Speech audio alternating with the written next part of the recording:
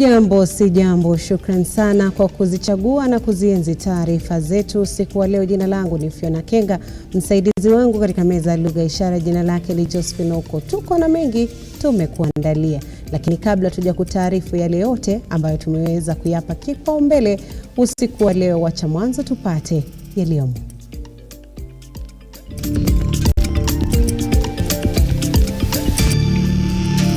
Anybody participating in the entire supply chain of narcotics as a date with us. Na kwenye vidokezo, waziri wa usalama Kithure Kindiki asema hakuna kurudi nyuma katika utekelezaji wa sheria dhidi ya pombe haramu, huku baa kadhaa zikifungwa.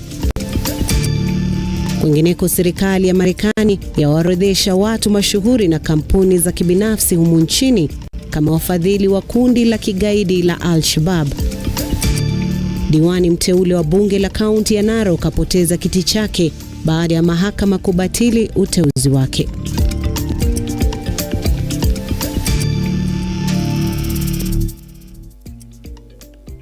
Karibu mtazamaji, andamana nasi hadi tamati. Kamati ya bunge ya uwiano wa taifa sasa inataka kuandaliwe kikao cha pamoja kitakachowashirikisha viongozi kutoka kaunti 6 za kaskazini mashariki mwa nchi kwa lengo la kubuni mikakati ya kudhibiti wizi wa mifugo na mauaji ya kiholela. Kamati hiyo imeafikia hili wakati wa kikao na wabunge kutoka maeneo yenye usalama tete na kusisitiza juhudi za pamoja za viongozi hao zitatia usalama wa kudumu, kama anavyoarifu mwanahabari wetu Stanley Lugari. Kamati ya bunge ya kitaifa ya uwiano Jumanne imeafikiana kukutana katika kikao cha pamoja kwa hafla ya siku 2 pamoja na viongozi wa serikali kuu wakiongozwa na wizara ya usalama kujadili mwelekeo maalum katika juhudi za kujaribu kudhibiti maafa na wizi wa mifugo yanayoshuhudiwa mara kwa mara katika sehemu za jamii za ufugaji. And if we do that jointly, even like having we can start with even maybe a press conference at Parliament building for all the 6 the members of the 6 counties, and then go to the field jointly. I am sure we are going to have very positive impact in that. Wanakamati wamelalamikia kutoridhika na juhudi zilizowekwa ili kudhibiti hali iliyoko, licha ya serikali kupitia kwa waziri Kindiki kuashiria kupiga hatua katika vita dhidi ya wizi wa mifugo. Kamati ikielezea kutoridhika na kughadhabishwa na maafa na wizi wa mifugo wa mara kwa mara. How shall we get lasting peace? I don't have conflict internal. My conflict is external. My constituency borders South Sudan and Uganda. And there is conflict. It is raining in Lookuptv area this time round. Today, the other day, it was raining. My colleagues from across South Sudan have decided to come and camp in Kenya with guns. Not just simple guns, these AKs that you see. Machine guns and grenades. It is my prayer that one day, one time, in the Northern Rift and the whole country, we shall be peaceful. Hii leo kamati hiyo imekutana na wabunge kutoka sehemu zinazokumbana na changamoto za kiusalama kujadili kuhusu amani na utangamano, zikiwemo kaunti za Laikipia, Samburu, Pokot Magharibi, Elgeyo Marakwet, Baringo na Turkana. From where I come from, the main factor is pasture and water. And the pastoralists just move from one point to another. And why are they moving? They are moving looking for these resources, pasture and what. That is what drives them. And where they end up, they find that we have people there, and if they don't use the correct approach, then a conflict will ensue. We want respect. Even a CC, county commissioner, is a junior to member of parliament. So we want to say for peace to be there. We want respect to be given to members of parliament, and in our next meeting, let the security commanders appear here so that we tell them whatever we want, and if they do, then we'll be peaceful. Kikao cha leo kinajiri huku waziri wa usalama Kithure Kindiki akikariri serikali ya Rais RUTO haitalegeza kamba hadi ujambazi, wizi wa mifugo na visa vingine vya utovu wa nidhamu hasa maeneo ya kaskazini mwa nchi vitokomezwe. These timed meetings will not give you solutions. Some of these members seated here have deep-seated hatred for each other. You think you are going to bring that out in a meeting that is going to take 1 hour? Because the hatred comes from the killings, disposition of people. Stanley Lugaria, Lookuptv, Nairobi. Shukran Stanley Lugaria kwa taarifa hiyo. Tukizidi kusonga mbele, waziri wa usalama Kithure Kindiki amesema sharti sheria zibuniwe na kamati ya usalama kudhibiti utengenezaji wa pombe siku 6 zilizopita ziheshimiwe na wanaoendesha biashara ya mvinyo nchini. Waziri Kindiki hata hivyo ametoa onyo kali kwa yeyote atakayepatikana na hatia ya kuendeleza biashara ya pombe haramu, huku akiapa serikali haitolegeza kamba katika juhudi zake za kusafisha soko la mvinyo nchini. Shamila Baraza na mengi zaidi. Hatua zilizotangazwa na serikali wiki iliyopita za kukomesha uuzaji wa pombe haramu na madawa ya kulevya hazitarudi nyuma kamwe. Hii ni kauli ya waziri wa usalama wa ndani Kithure Kindiki, ambaye ametangaza kukabiliana vikali na hatari ya pombe haramu ambayo inaharibu maisha na mustakabali wa nchi. Akizungumza na wanahabari, Waziri Kindiki amebaini kuwa tayari serikali imechukulia hatua kampuni ambazo hazikufuata sheria. The meeting this morning of all manufacturers and people involved in the manufacture and the distillation of second generation alcoholic drinks in the country whose licenses stand suspended. That suspension is for 21 days beginning 6th March 2024. It will come to an end on 27th of March 2024.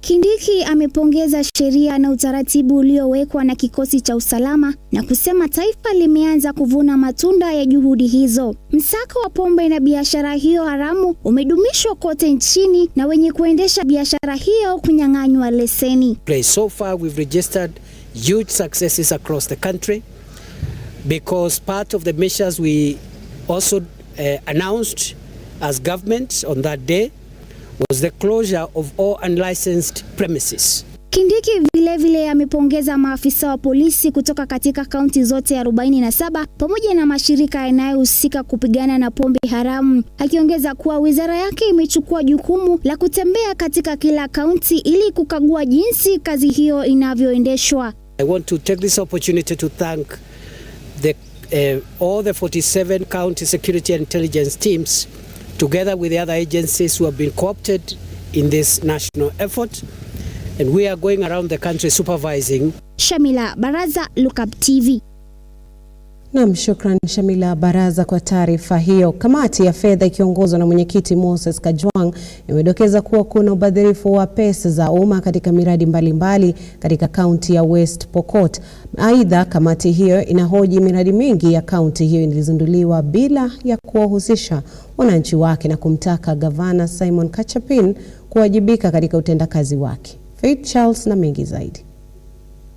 Akizungumza katika kikao hicho ambacho kilikutana kujadili ripoti ya fedha kutoka serikali ya Pokot mwaka wa 2020 na mwaka 2021, mwenyekiti wa kamati hiyo Seneta Moses Kajwang amedokeza kuwa asilimia kubwa ya miradi mbalimbali iliyonuia kuendeleza kaunti ya Pokot Magharibi pamoja na wakazi wake haijakamilika hata baada ya serikali kutoa kiasi kikubwa cha fedha, akitaja tendo hilo kuwa ubadhirifu wa pesa za umma.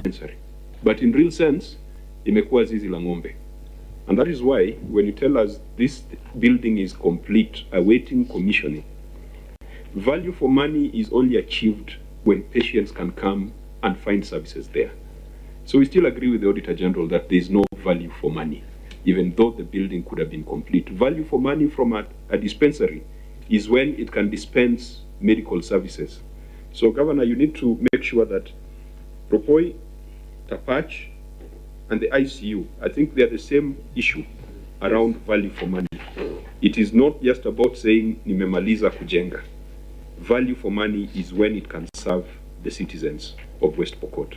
Akijiondolea lawama la ubadhirifu wa mali ya umma, Gavana Kachapin ameomba Seneti impe miezi 2 ili kukamilisha baadhi ya miradi ikiwemo ujenzi wa kitengo mpya cha wagonjwa mahututi ambacho kiko katika awamu ya mwisho kikamilike. On behalf of my team, I want to thank you and your committee for giving us this time to respond to the issues raised by the Office of the Auditor General.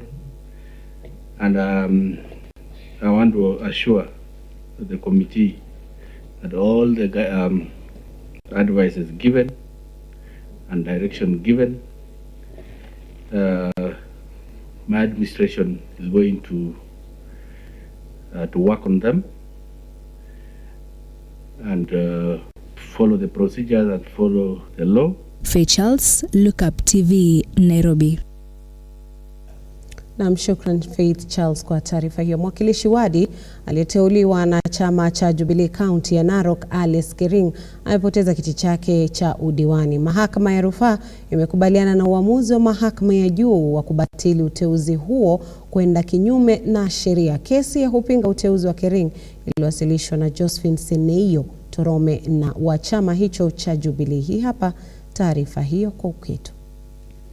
Ni katika kaunti ya Narok ambako mwakilishi wadi aliyeteuliwa Alice Kering alipata pigo baada ya mahakama ya rufaa inayoketi Nakuru kukubaliana na uamuzi uliotolewa na mahakama kuu wa kubatili uteuzi wake. Ombi lililowasilishwa na mwanachama wa Jubilee Josephine Toreme akisema kuwa Kering alikuwa mpiga kura wa kaunti ya Nakuru, hivyo basi hakustahili kuteuliwa kaunti ya Narok.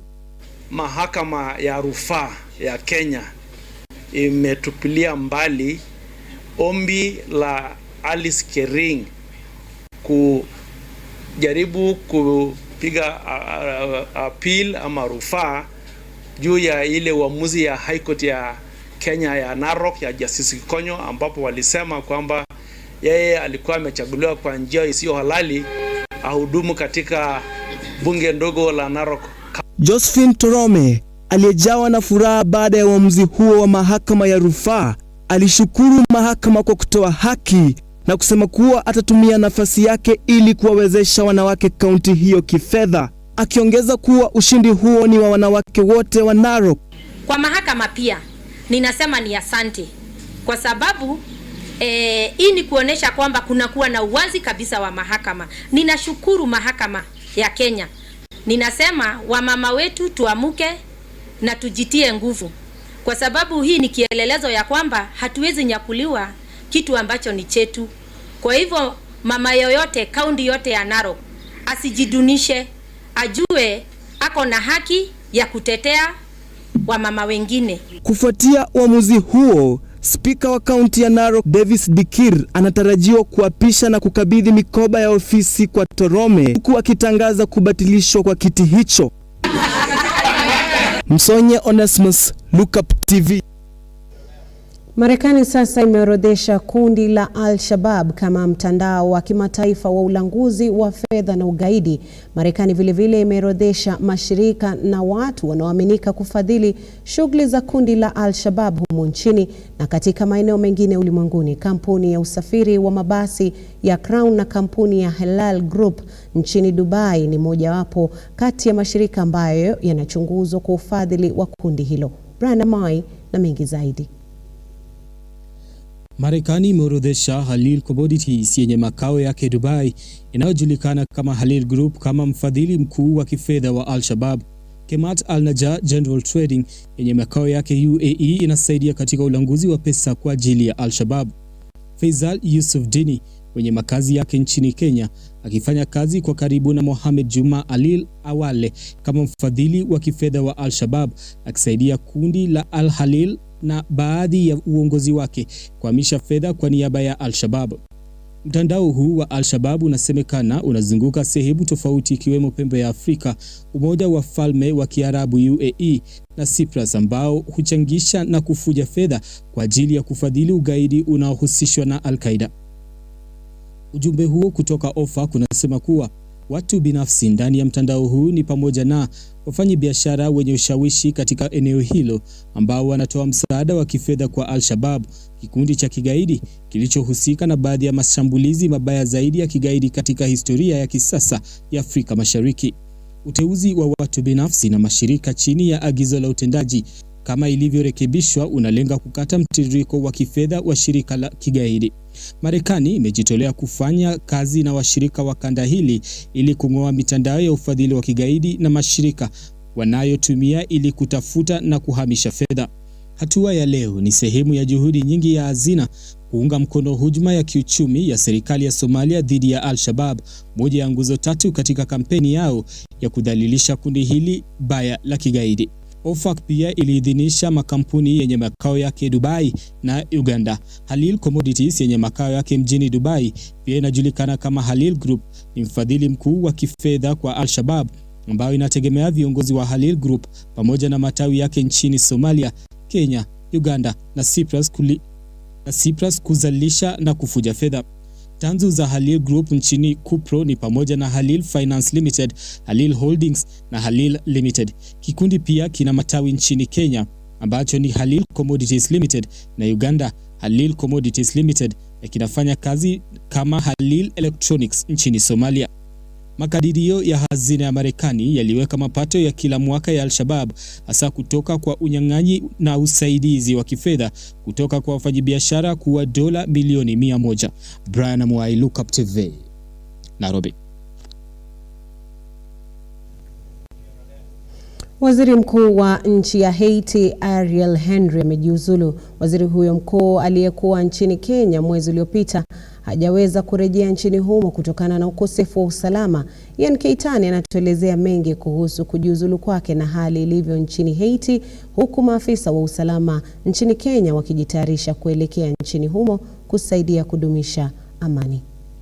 Septemba mwaka uliopita, I thank President RUTO of I thank him for his willingness to serve as the lead nation of a UN-backed security support mission. You have our support. Mapema mwezi huu, waziri mkuu wa Haiti Ariel Henry aliwasili nchini kwa shughuli ya kutia saini makubaliano na Rais RUTO kuhusiana na maafisa wa usalama kuelekea nchini humo. Baada ya kuondoka nchini, Henry hajarejea nchini humo tena. Magenge yakiongozwa na Jimmy Sherizi almaarufu Barbecue yakiteka majengo makuu ya serikali ikiwemo uwanja wa ndege wa Toussaint Louverture.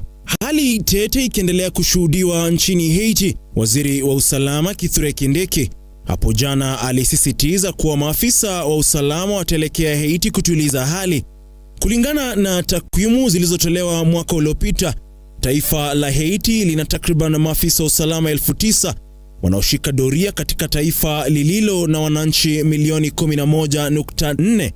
Hii ikionyesha tu mojawapo ya kiini cha ukosefu wa usalama nchini humo. Henry anaripotiwa kuwa nchini Puerto Rico. Aidha, takwimu za Umoja wa Mataifa unaashiria kuwa magenge yameteka nyara takriban 80% ya mji mkuu wa Port-au-Prince. Takwimu zaidi kutoka Umoja wa Mataifa unaonyesha kuwa zaidi ya wanafunzi milioni 1 wameachana na masomo kutokana na vita hivyo, huku zaidi ya wananchi milioni 5.5 wakihitaji msaada zaidi. Hali hiyo tete ililazimu Muungano wa Mataifa ya Caribbean kuitisha mkutano wa dharura kujaribu kutafuta suluhu. Muungano huo ulio na wanachama 15 ulifanya mkutano huo siku ya Jumatatu, mkutano uliohudhuriwa na waziri wa mashauri ya kigeni wa Marekani Antony Blinken sawia na maafisa wakuu serikalini kutoka mataifa ya Uingereza na Canada. Baada ya mkutano huo, taarifa rasmi kutoka kwa mwenyekiti wa muungano huo ambaye ni rais wa Guyana Ifran Hali aliyetangaza kuwa Ariel Henry amekubali kujiuzulu. Kulingana na waziri wa mashauri ya kigeni wa Marekani Antony Blinken, Marekani imetoa dola milioni 100 zaidi kwa shughuli ya kutafuta amani nchini humo. Mnamo Februari mwaka huu, Marekani vilevile iliahidi kutoa dola milioni 200 kwa shughuli hiyo ya kupigana na magenge itakayoongozwa na taifa la Kenya. Aidha, mara si moja, washikadau mbalimbali nchini haswa viongozi wa upinzani wametilia shaka mkataba huo baina ya Kenya na Haiti, wakimsuta Rais William Ruto kwa kutojali maslahi ya maafisa wa usalama kwa kukubali kuwatuma nchini humo. Serikali hata hivyo imeshikilia kuwa mpango huo ni baadhi ya majukumu ya Kenya kama mwanachama wa Umoja wa Mataifa. Ian Keitani, Lookuptv. Na mtazamaji, hapa kwenye rafa yenu natazama nikiwa Likuyani, Kakamega County. Huyu ni Kennedy Jumba Asirigwa. Kumbuka unaweza kuwasiliana nasi kupitia mitandao yetu ya kijamii ambayo ni Facebook, X na YouTube, ambapo tunapatikana @Lookuptv. Tuma rafa yako mtazamaji wetu, tutakuwa tunaisoma kadri tunavyoendelea na taarifa hizi. Kwa sasa mimi na mwenzangu Josephine huko tutakuwa tunachukua mapumziko kiduchu. Katika muda usio mrefu tutakuwa tunarejea na taarifa zaidi.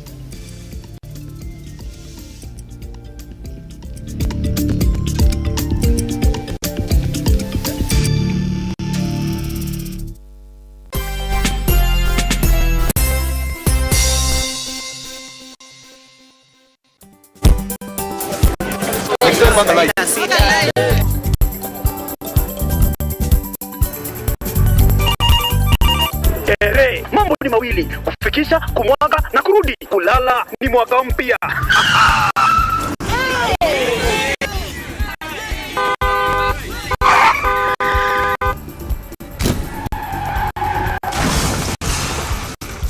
Muka we mse.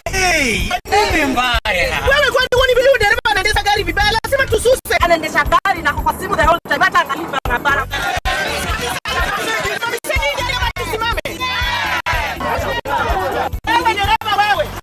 Iliyopita peke yake watu zaidi ya 1000 walipoteza maisha yao barabarani kwa sababu ya tabia kama hizo. Hautatuangamiza tukiona. Naomba msamaha, tutafika vizuri. Si wameomba msamaha. Sasa tuende tusafiri kwa mwendo wa aste. Dere Smart hufikisha abiria salama. Ujumbe huu umeletwa kwako na NTSA kwa ushirikiano na European Union.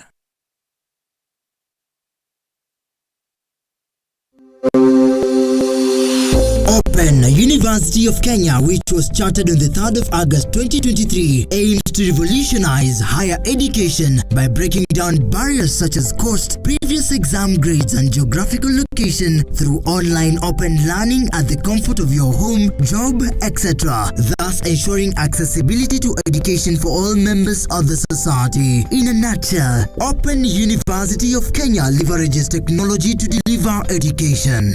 Open University has brought a new dawn in the Kenya education system, where learners are able to access education in a flexible, affordable, and all-inclusive. Intakes ongoing for May and September. For more information, call us on 0202000211 or 0202000212 or email us at info@ouk.ac.ke. Open University of Kenya, an innovative university for inclusive prosperity.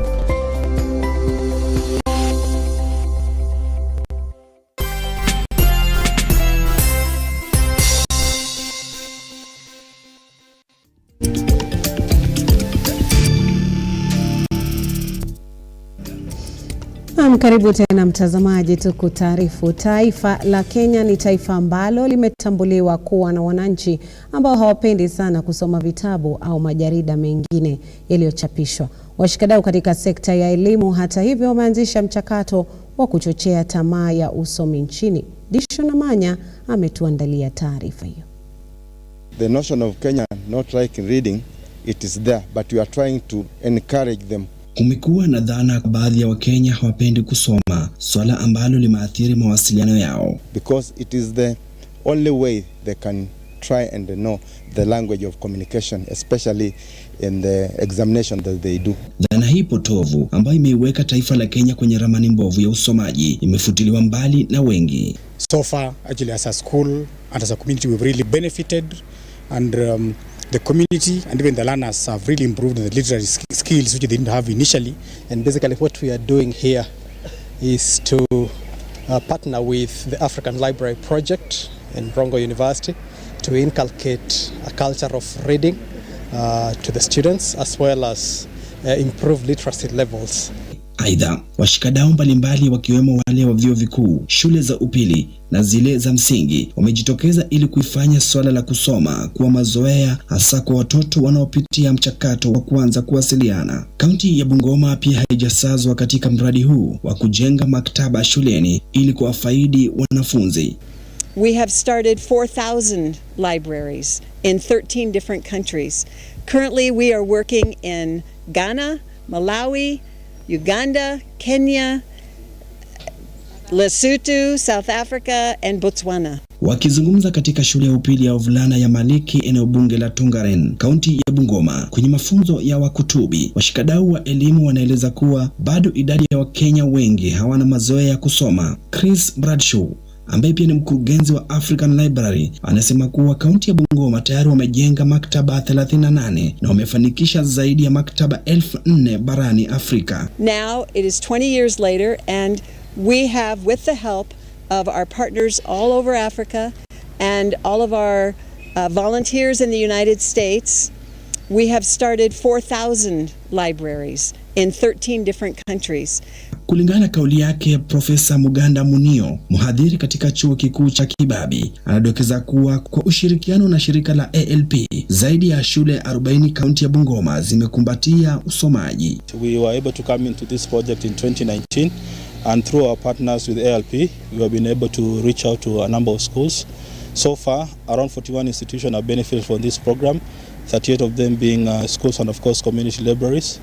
Around 70,000 books have been distributed through this project over the last 2 years, and also we have trained over 61 school librarians through this project. Dishon Amanya, Lookuptv, kaunti ya Bungoma.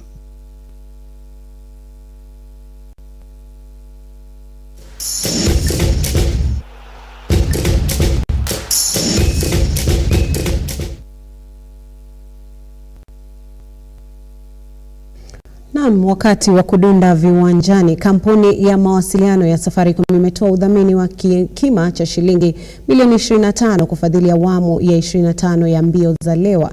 Mbio hizo zitafanyika Jumamosi ya mwisho ya mwezi Juni kila mwaka katika mbuga ya wanyamapori ya Lewa katika kaunti ya Meru. Madhumuni ya mbio hizo ni kuchangisha fedha ili kuisaidia jamii, kufadhili masomo ya wanafunzi na kusaidia katika uhifadhi wa mazingira na wanyamapori. What started as a small event with just 150 people in 2000, the year 2000, has grown into a world-renowned, highly regarded fundraising event that hosts up to 1,500 runners from 30 different countries across the continent. We have, over the years, achieved so many aspects. Just to name a few, we have raised $9 million for the last 24 years. We think Lewa is just about this race, but this race is just an enabler of amazing work that the team at Lewa are doing in communities. So seeing the work they're doing with women, to investing in women who are now able to run their own businesses. Safaricom has been a sponsor since day one, something we're super, super proud of.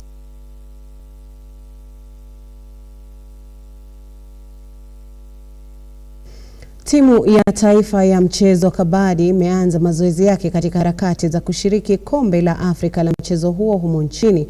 Mashindano haya yameratibiwa kufanyika tarehe 23 hadi tarehe 30 mwezi wa 6 mwaka huu katika uga wa Kasarani Indoors Arena. Mataifa 13 yanatarajiwa kushiriki, yakiwemo Afrika Kusini, Tanzania, Cameroon miongoni mwa mataifa mengine.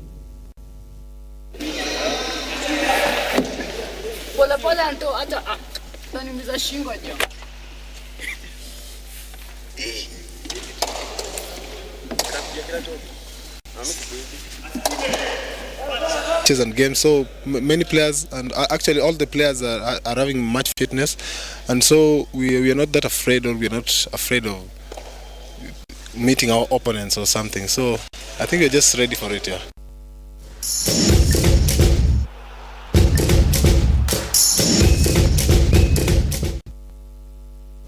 Na mtazamaji, dakika 26 zimekamilika tangu saa 1 kamili saa za Afrika Mashariki. Ni wakati ambapo naambiwa na mwelekezi wangu Jeremy Komo kuwa nikusanye virago vyangu na kuiondoka meza hii ya taarifa za usiku wa leo. Jina langu ni Fiona Kenga, msaidizi wangu katika meza ya lugha ishara jina lake ni Josephine Uko, na pia bila ya kumsahau Henry Tende ama Tende Anyula kama mzalishaji wa taarifa za usiku wa leo. Kwa heri, endelea kutazama vipindi vilivyosalia na usalie na Mwenyezi Mungu. Inshallah tukutane tena panapo majaliwa.